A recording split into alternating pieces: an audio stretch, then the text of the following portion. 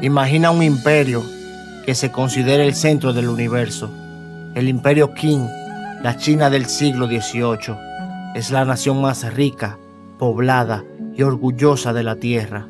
El emperador vive en la ciudad prohibida, convencido de que los europeos no son más que bárbaros de pelo rojo, que no tienen nada que ofrecerle. China lo tiene todo: seda, porcelana y sobre todo, té. Europa y especialmente Gran Bretaña están obsesionados con el té. Los británicos lo beben por galones, pero tienen un problema económico masivo. China solo acepta plata como pago, nada más.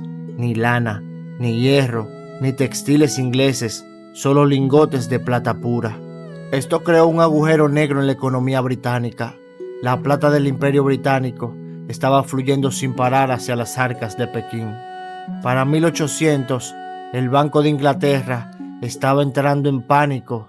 Necesitaban algo que los chinos desearan desesperadamente, algo que equilibrara la balanza comercial, y lo encontraron en las tierras fértiles de la India, bajo el control de la Compañía Británica de las Indias Orientales. Encontraron el opio. El opio era conocido en China como medicina, pero los británicos perfeccionaron su uso recreativo y su distribución ilegal. Comenzaron a inundar los puertos chinos con toneladas de este veneno marrón. No fue un accidente de mercado, fue una estrategia de Estado. Los británicos se convirtieron en el primer narcoestado de la historia. El plan era sencillo y diabólico: convertir a millones de chinos en adictos para recuperar la plata que iban gastando en té. La droga fluyó como un río oscuro. De repente, la plata ya no salía de Gran Bretaña. La plata china regresaba a manos inglesas a cambio de cofres llenos de veneno. En cuestión de décadas, el Reino Medio se desmoronó por dentro. Mandarines, soldados, campesinos y nobles, todos terminaron en los fumaderos de opio, con los ojos vidriosos y la voluntad rota. La economía china se colapsó, el ejército se volvió incapaz de sostener sus armas y el orden social se desintegró. El emperador Dao Guang, al ver a su pueblo consumido, decidió actuar. Nombró a un hombre incorruptible, Lin Zexu, con una misión clara: limpiar Cantón del veneno extranjero.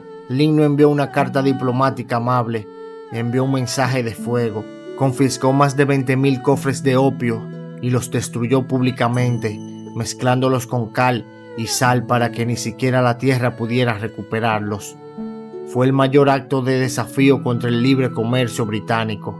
Lo que Lin no sabía era que Gran Bretaña no buscaba justicia, buscaba una excusa para desatar sus barcos de vapor y sus cañones de hierro contra un imperio que todavía luchaba con flechas y juncos de madera. La mecha de la guerra más hipócrita de la historia estaba encendida.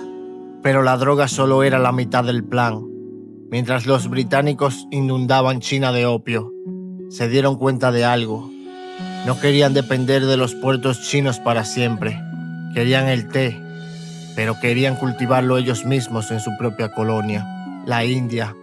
El problema era que China guardaba el secreto del cultivo y procesamiento del té con el mismo celo con el que hoy se guardan los códigos de lanzamientos nucleares. Estaba prohibido por ley que cualquier extranjero llevara plantas de té o semillas fuera del país. Quien lo intentara se enfrentaba a la ejecución inmediata. Aquí es donde entra uno de los personajes más cínicos de nuestra historia, Robert Fortune.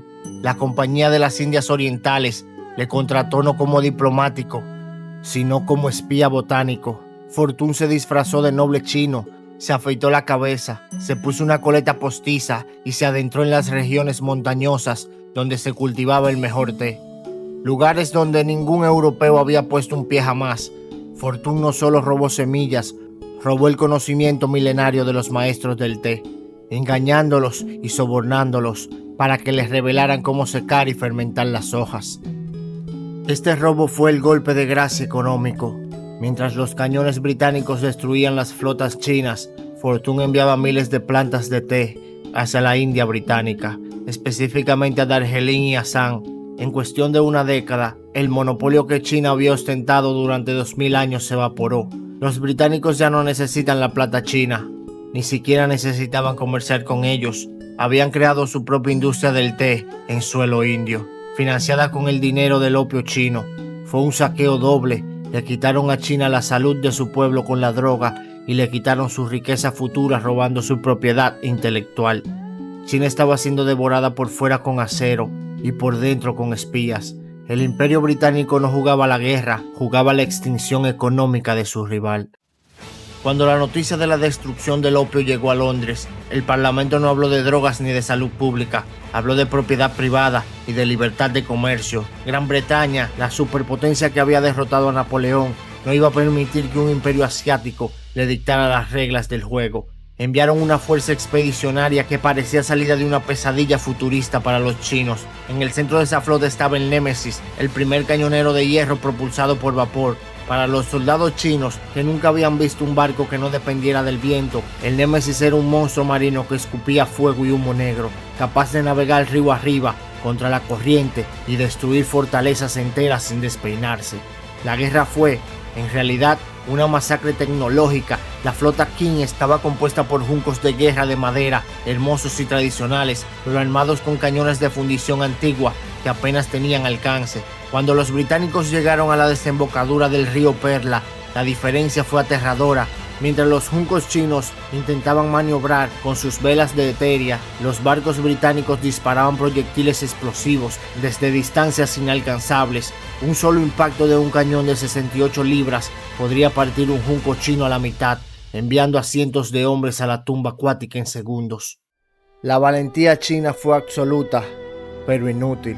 Los soldados manchúes y los tigres de Cantón luchaban con espadas, lanzas y escudos de cuero, convencidos de que su espíritu guerrero superaría la maquinaria bárbara. En tierra, los británicos desplegaron sus famosos casacas rojas, armados con mosquetes de percusión y una disciplina de fuego que no permitía que nadie se acercara a menos de 100 metros. Fue una carnicería sistemática. Los chinos veían con horror cómo sus flechas rebotaban en el casco de hierro del Némesis, mientras sus ciudades costeras eran reducidas a escombros. La humillación no solo fue militar, fue psicológica. El imperio del centro, que se creía la cúspide de la civilización, estaba siendo descuartizado por una nación de una isla remota. Los británicos no solo buscaban ganar batallas, buscaban forzar a China a abrir sus venas al comercio.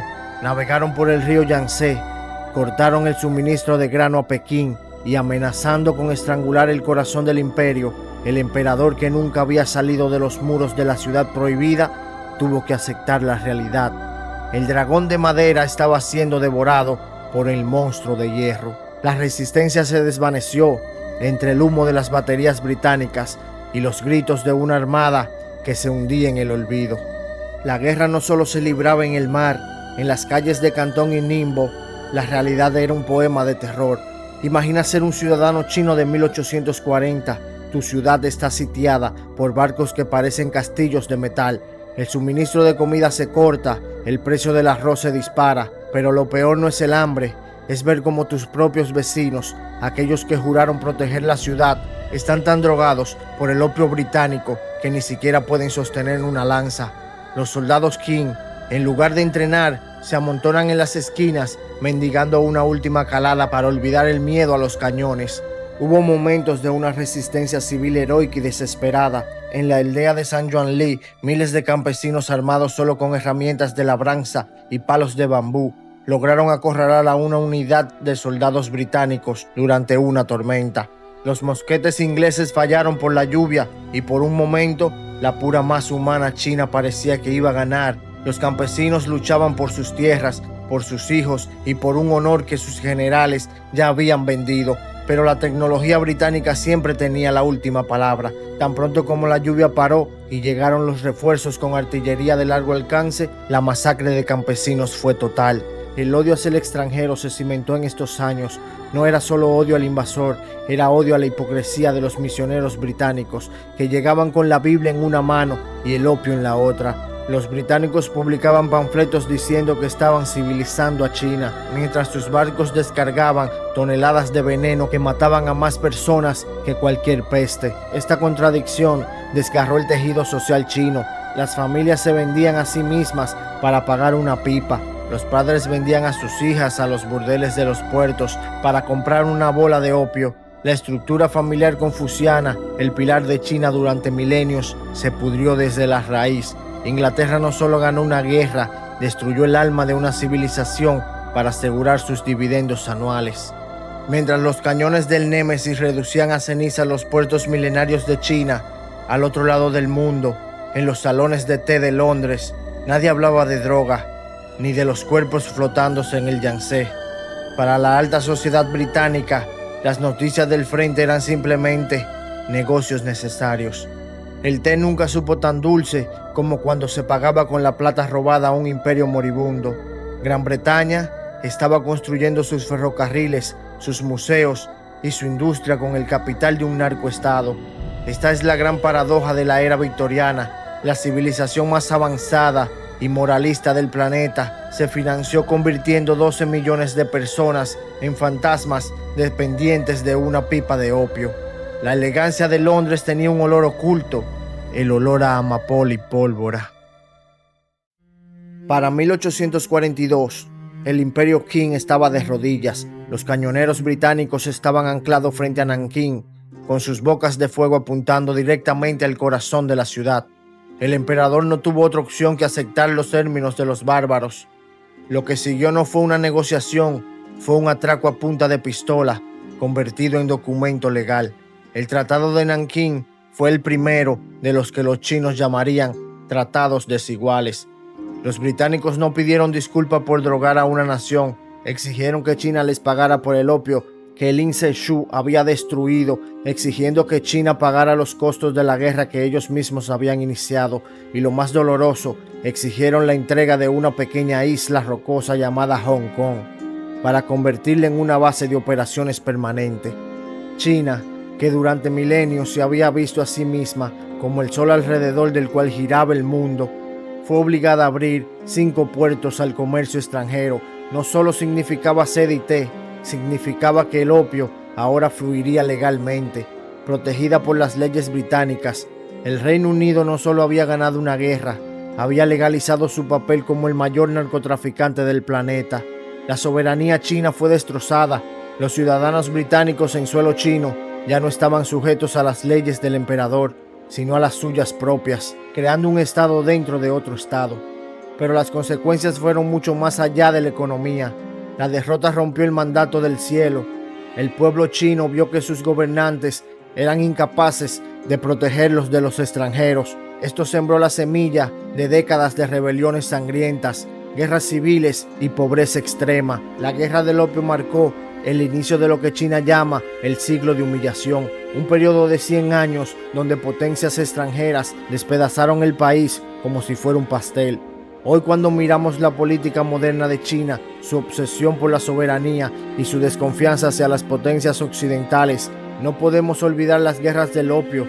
Fue el momento en que Occidente, en nombre del libre comercio, decidió que el beneficio económico valía más que la vida y la dignidad de millones de personas. El té que los británicos bebían en sus elegantes salones de Londres estaba manchado con la sangre y el humo de una China que nunca volvería a ser la misma. El dragón había sido herido y tardaría más de un siglo en volver a despertar, con una memoria que no olvida ni perdona. Gracias por llegar hasta el final. Esto es Crónicas Bélicas. Nos vemos en la próxima batalla.